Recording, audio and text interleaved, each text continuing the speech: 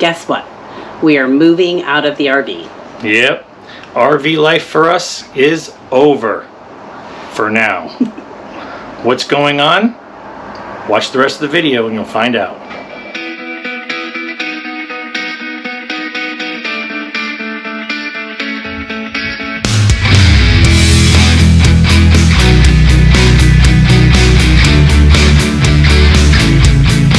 Hey everyone, welcome to the channel. I'm Kevin, this is Larika, and we are Retired Road Tripping. And we are back. Yes. We have been missing in action a little bit. We did not leave you guys. No. We just have had a lot going on. It's been a little chaotic, yes, a little crazy, and we're back. We're back to bring you content and get back into normal life, hopefully, here soon. Yeah. And where have we been? Why have we been gone? You're going to find out here in a second. All right, everyone. As you can see, this is not our RV. No. We had to move into an Airbnb because our rig is in the shop for a month. Yes. So we had to make arrangements because we live full time in our rig, as most of you know, to figure out what we were going to do for a month. Both of our kids do live here in our home states, why we come back and spend time here, but they do not have room for us in their houses. When we come and visit and we don't have our rig, we have to Airbnb it or stay with family, which we have done before. Yes. When Violet was born, we did do an Airbnb, and it worked out great. So we thought we would just do that again. But this time it's been different because it is winter in Arizona, and it is expensive to Airbnb in the winter. As you can imagine, it's lovely weather versus the 115-degree weather in the summer where most people aren't coming and Airbnb.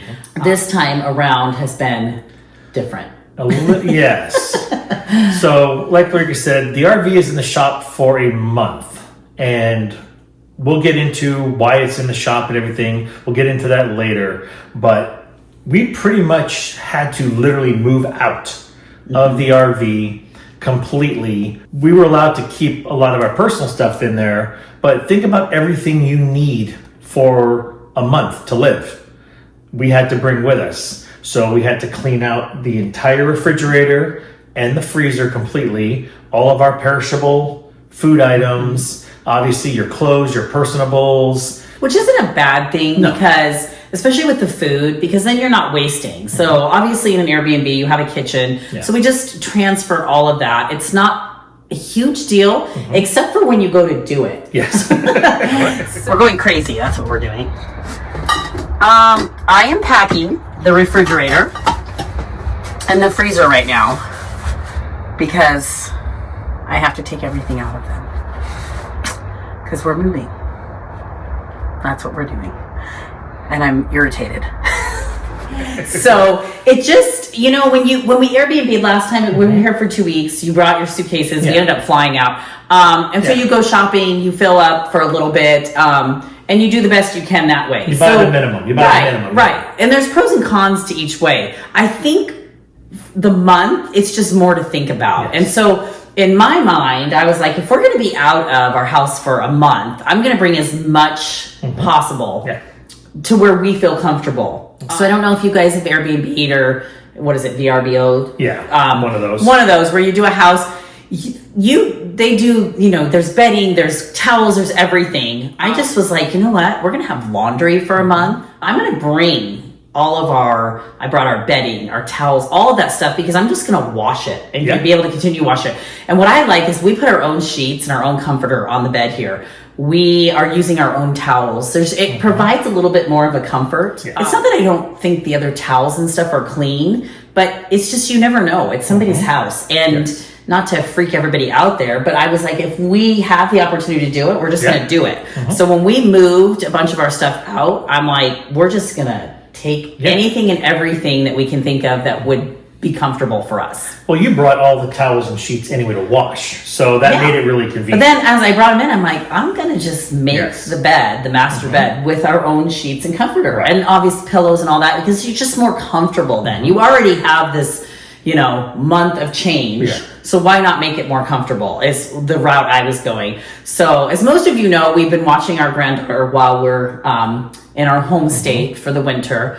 And so in the rig, we had, a bunch of her toys and books and different things. And so all of that came with us as well. We picked this Airbnb because it is close to her house. Yes. You never know what the houses are going to have. So they most of the time should be stocked with toilet paper, I would say paper towels, soap, all that kind of stuff. I feel like should be included in the price. And when we've done it has been. Luckily, we did bring that stuff because this house was not stocked with that stuff. Which brings us to a good point. What we did was I had to have the RV at the shop on a Monday.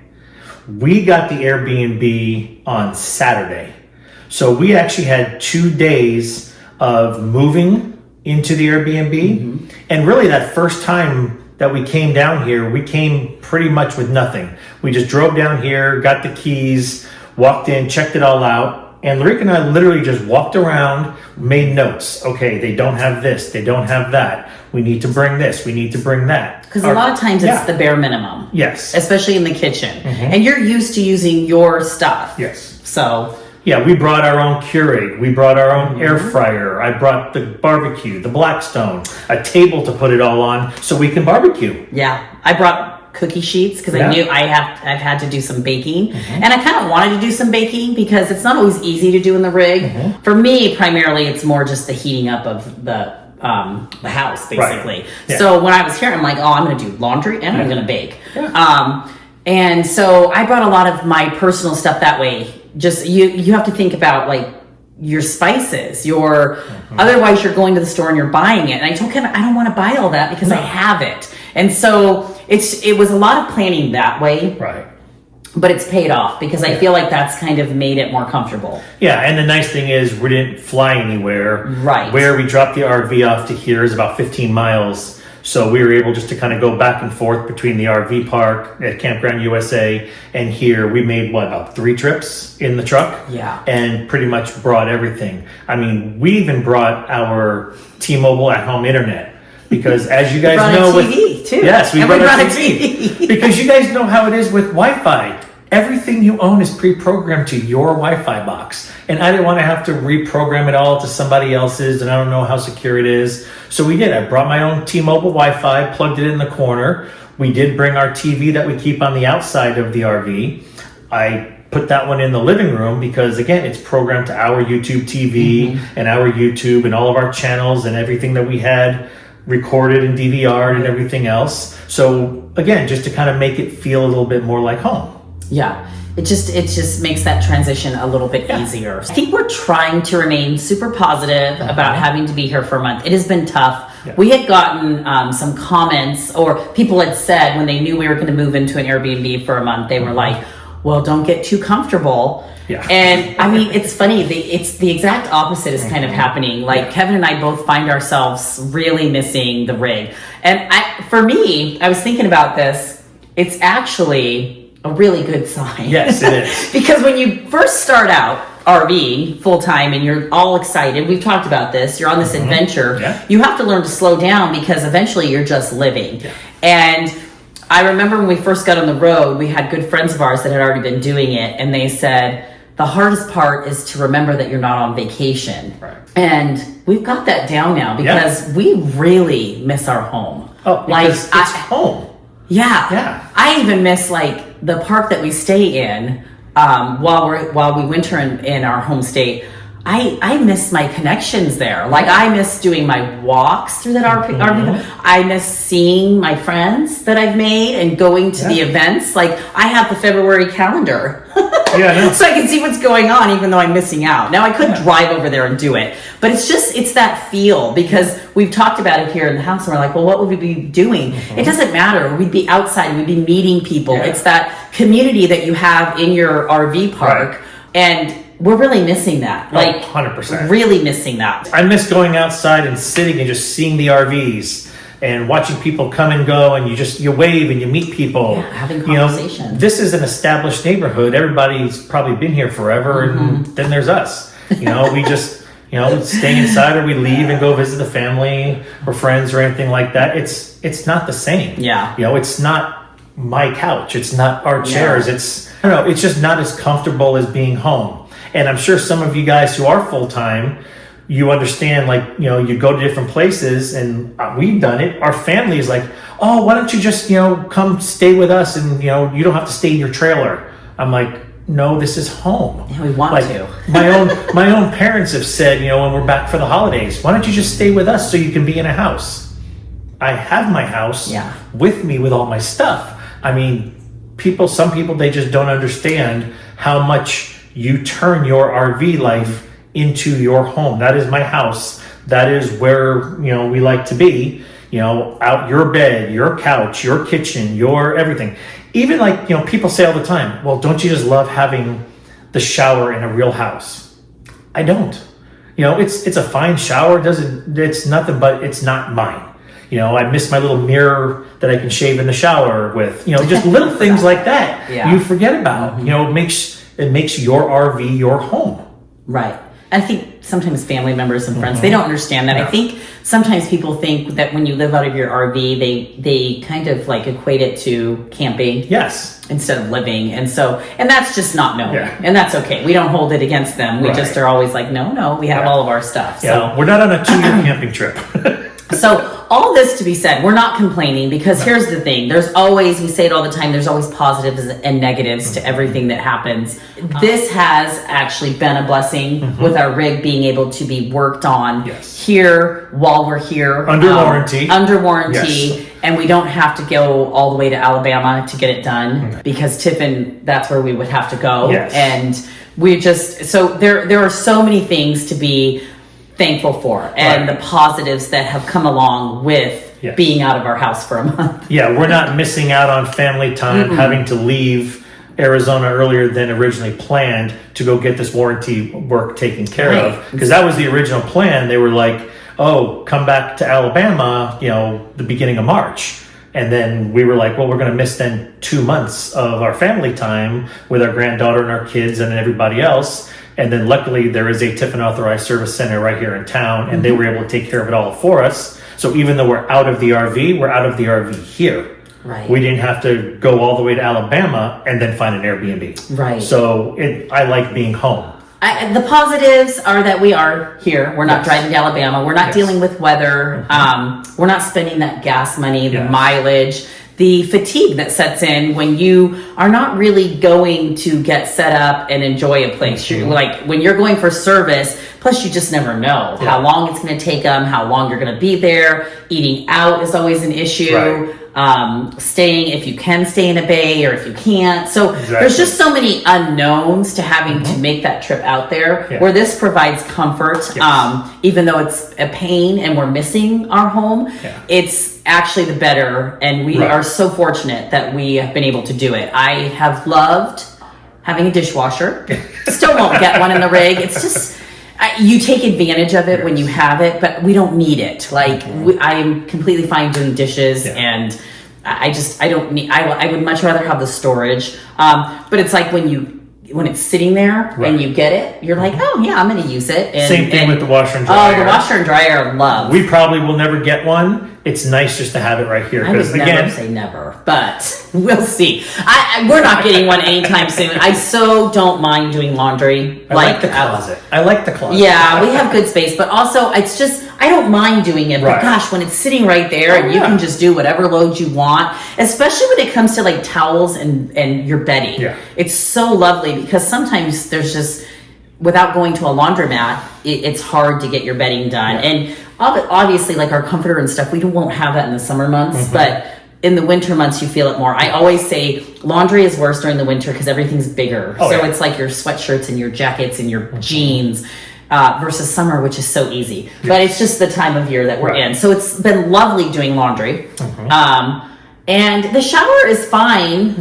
I wish the water heater was a little hotter. That's the issue I'm having at the house, and we can't figure out how to make it hotter. It's not an adjustable water heater. And so that's frustrating me, because I'm like, okay, wait, I either need to zip it, and I don't want to zip my shower because I already do that in my house. So, but anyway, it's not a problem. It's been nice. It's been nice.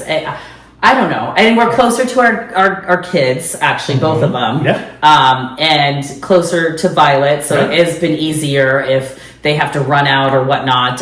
So we're trying to just find the joys in it. Oh yeah, absolutely. You know, it's just, it's not our house. Yeah. So we'll be patient and we'll get our house back soon.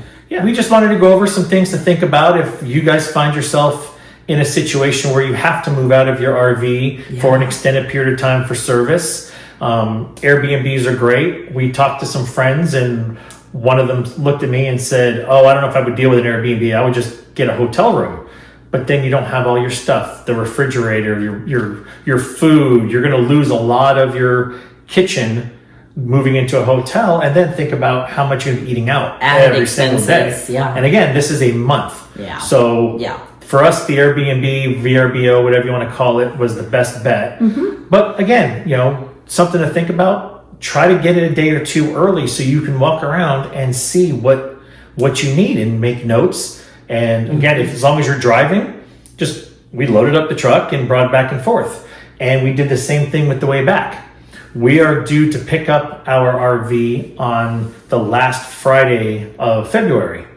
We don't have to be out of the Airbnb technically until Monday, 3 days later. So again, we're going to have 2 or 3 days to move all of our stuff back so we don't have to do it all in one. The first day we'll probably go, what I'm actually thinking about doing is when we pick up the RV from the shop, bringing it to the RV, to the park, setting it up, doing another, flush the tanks, do all that, get it all plugged in, let the refrigerator cool overnight.